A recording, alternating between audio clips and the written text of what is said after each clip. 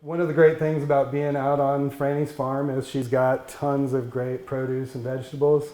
A bunch of butternut squash, actually. And so everybody always wants to know what to do with this butternut squash. Oh, yeah.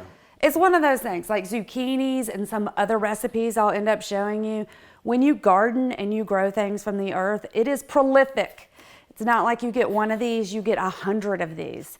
So it's so delicious and nutritious because we love squash. You got to find a lot of great things to do with it. So as he's preparing this butternut squash, you want to skin it, and we're going to roast it because this is not one of those things that you really get in cans at the store either, I don't think.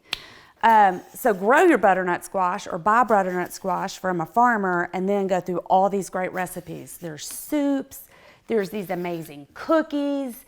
There's so many things to do with this amazing vegetable. All right, so where are you peeling here? What's going on? So we're going to make 2 different squash recipes. As Franny mentioned, she's got some cookies she's going to make. And then I've also got a butternut squash soup, which can actually go a couple of different ways. We can use it as a soup, or I always like to do purees in my dishes. And so we're going to do some scallops with the butternut squash puree.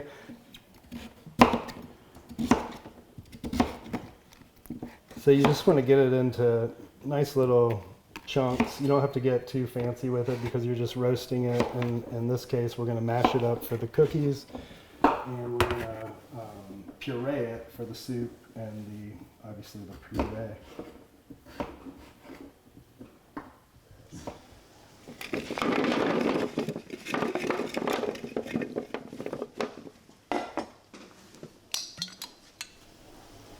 Here we've got our cannabis oil. So another great way to layer the flavor of the cannabis on there. We're just using it for the roasting process.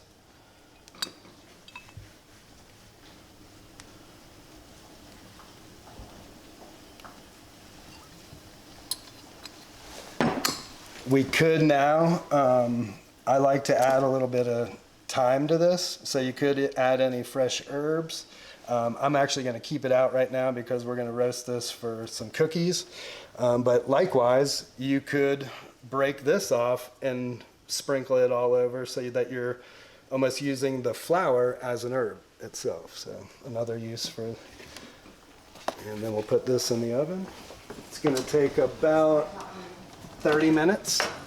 And so we'll just kind of keep checking on that. You want to stir it and season it a little bit as you go.